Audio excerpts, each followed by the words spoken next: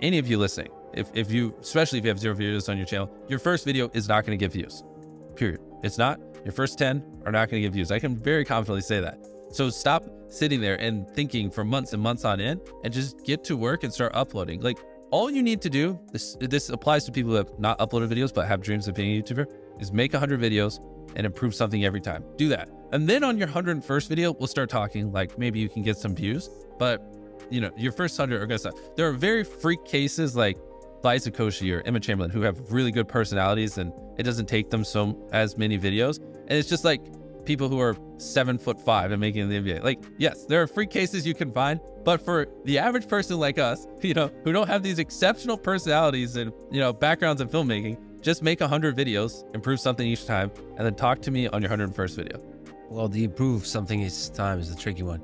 How do you improve something each time? The second one, just, I don't know, put more effort into the script. The third one, try to learn a new editing trick. The fourth one, try to figure out a way that you can have better inflections in your voice. The fifth one, try to, you know, study a new thumbnail tip and implement it. The sixth one, try to figure out a new title. There's infinite ways. That's the beauty of content creation online. There's literally infinite ways, from the coloring to the frame rate to the editing to the filming to the production to the jokes to the pacing, to every little thing can be improved, and they can never not be improved. There's literally no such thing as a perfect video.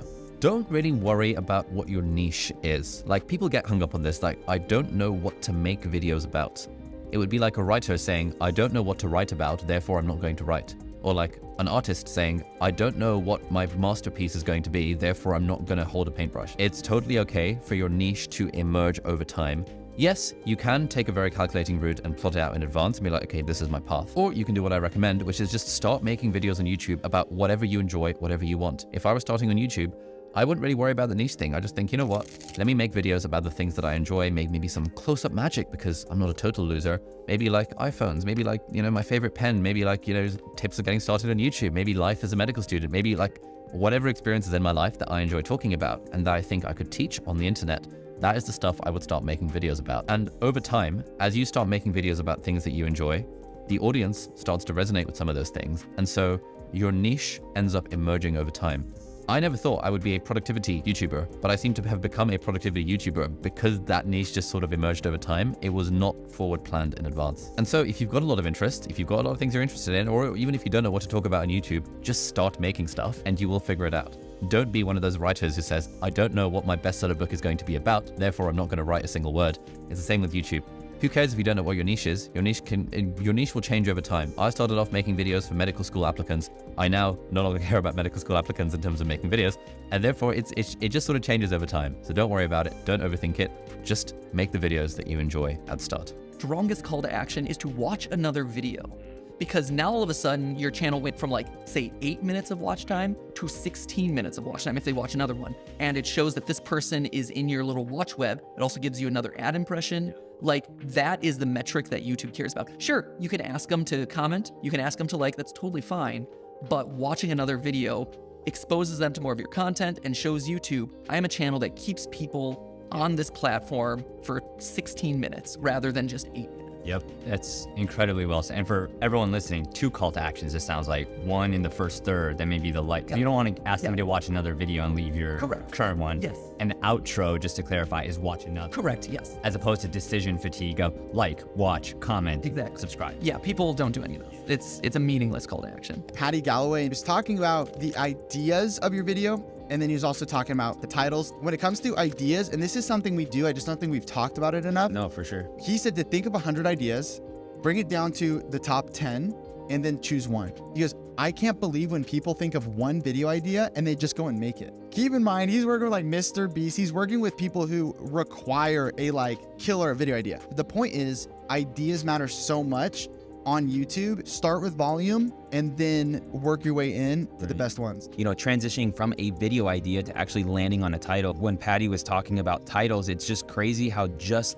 the reframing of the right title will cause so much interest. And his word was curiosity. He gave a really cool example. He was working with a client and the first variation of the title was inside a $1.7 million New York loft. They didn't really love it. And there was nothing really interesting about it except the money value, but there's probably more expensive ones or whatever, right?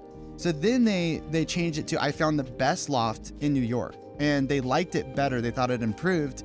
And then they added one more thing to it, which was, I found the best loft in NYC, ... but nobody wants it. And they were like, that's the title. They opened up this curiosity loop.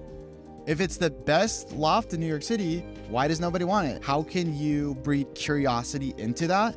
Because naturally, you want to click on something that sparks curiosity. You want to know the answer, and so you want to click on that video. On that note of like deciding what videos to make, how much are you good? How much does it play on your mind of, oh, I know if I make this sort of video, it'll get this many views, versus more like, I feel like making this video because I feel like it.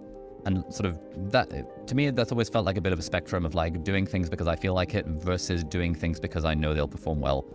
How do you think about sort of videos along that spectrum? Yeah, so I think this is super lucky that the videos that I know will do well are the most interesting to me also, because they're about probably a piece of tech that is so cool that I want to check it out anyway, right? So on one half, it's like, what videos will do well? It's the hottest gadgets, the most impressive new things that people haven't seen before, collaborations with really cool, interesting people. Those I know before we make them are like, oh, those are gonna do pretty well. And then on the other half is, what do I wanna do? And sometimes it's, well, I wanna check out this gadget. This seems pretty cool. Oh, I kinda wanna talk to this person. They seem really interesting to talk to. And suddenly like they're like meshing together and it's kind of the same pool of things. So often, again, it's like I don't have that much pressure to like, I'm not into this video, but I'm gonna do it anyway because I know it'll get a lot of views. That doesn't happen too often for me, because if I know it's gonna get a lot of views, why is that gonna get a lot of views? Because it's a really interesting piece of tech. Oh, okay, so I'm in. And has that always been your attitude, or was that a thing that changed over time? I think that's something I figured out over time. I know that there are videos that I make that aren't going to blow up like the ones that are the most popular gadgets, but I still wanna share them because I still think they're cool. And I think if I can make the video in a way that actually shows why I'm so interested in it, then it will eventually be interesting to people and will catch on. So I think that's something I sort of learned probably in the second half of making videos, which is that, yeah, we can sort of justify pretty much any video we want to make. Hey, I'd like to take a moment to talk about the sponsor of this video, Podcastle. Whether you want to do a solo podcast or have all of your friends on, Podcastle allows you to have up to 10 remote guests at a time. One of the coolest parts about this is that each person is going to be recorded locally on separate tracks. And it's really easy for bringing guests on because they don't even need a Podcastle account. You just need to send them their link and then they can come onto your show. Podcastle even has a mobile app, which makes it really easy for recording and exporting your content on the go. They truly make it as simple as possible to produce your podcast. Thank you so much, Podcastle, for sponsoring this video. Is there ever a point where it's like, there's too much content, I can't watch it all? I think so. And that's why sometimes, creating even more content is not necessarily a bad thing, because somebody might skip a day. And if they watch your video today and they didn't watch yesterday, they'll be like, oh, I might go back. She had one yesterday, so let me go back and watch that. I mean, I think it's really just about like focusing on what your audience is. Sometimes you might not know what your audience is, but just listen to them. I mean, I'm very quickly able to tell if somebody likes a video or they don't like a video in the comments. And I think the most painful comments is the ones where people are like, man, I usually really like your videos, but this one wasn't my favorite. I'm like, oh, shoot. Burn. Will you ever delete videos? No, I mean, I've definitely set some to private, mostly because it was just like announcement videos. Sure, yeah. So it's like, you don't want it up there afterwards. Yeah, it's like, hey, the come. meetup's over. Yeah, come meet me here. Well, that was like a week ago, so Right, okay. Even small YouTube channels can lead to big opportunities. One of the things that people make a mistake of is they're too focused on vanity metrics. And so we think, and we have mistakenly defined success on YouTube as you got to get a silver play button, you got to get a gold play button. It's about getting as many views as possible. And I believe that's a flawed definition of success. Views or subscribers are not the only metrics for success. One of the underappreciated benefits of starting a YouTube channel is the connections and communities that you build with your audience. YouTube allows you to build a loyal and engaged following, which can lead to opportunities for monetization, other forms of income, collaborations, and even career opportunities. So the mistake people are making is they're like, is it too late to start a YouTube channel? It's like, well, what do you even mean? Like, is it too late to start a viral YouTube channel? Well, why do you even need to go viral? What if you have a different business model? What if you get a promotion at your job? What if it leads to that next connection or that next partner? What if it leads to your future spouse. Like, there's a lot of opportunities that could come from starting a YouTube channel. And so, I just want to present you the data that possibly defining it just by subscribers or vanity metrics is a limited, if not completely flawed, definition of success. And speaking of starting a new channel, or if your channel is small, if you haven't heard, we actually are doing a 5-day free YouTube challenge. And so if you go to tube1kchallenge.com for the new year, if you're interested in saying, Sean, I do see the opportunity on YouTube, I would like to learn some of the best tips and strategies, you can go to tube1k, the letter K, challenge.com right now. If you want to jumpstart your views right now, and maybe you're not getting the momentum or the growth that you want, is jump on trends within your niche. Can you talk about how that completely changed everything to you, and what your thoughts are when it comes to people jumping on trends, and what are your tips? Yeah, I think, doesn't he call that trend hacking? Yeah, for sure. That's everything right now. That's what Mr. Beast, and from the biggest to the smallest, that is one of the best ways to garner views and that audience and a following of subscribers and such. And so for me, it's kind of funny. I know if I have a gadget, a tech product that is maybe about to be released, if I get maybe a pre-release review unit, then it's almost like for certain, okay, well, people are going to be searching about it and talking about it right on that release date, and so that video will do well. Now, of course, you don't always get that product early. That's very hard, especially when you're first starting out. So maybe if that product just releases, then I can maybe go buy it and then quick in a couple of days turn around a video. That will often do well.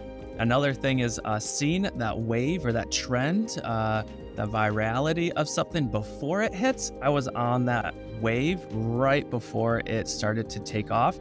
And that's why I think I made it just a well-condensed little review video on hoverboards, and then YouTube really liked it. And it's like, okay, this is the authority on hoverboards. And so when all these millions of people are searching for hoverboards and how to buy one and stuff like that, I was the one that they promoted. And so there's a lot of, it's easier said than done, but trying to stay ahead of the curve on what that next trend is going to be, and then riding that wave. And then you got to remember that that wave will finish, it'll crash down, and then you got to paddle back out and then find the next one. Nothing survives forever. So I see a lot of people, even myself, hoverboards, they were hot for a little while and then they faded away. And it's like, okay, if I only did hoverboard reviews, my channel would be dead, but I had to pivot.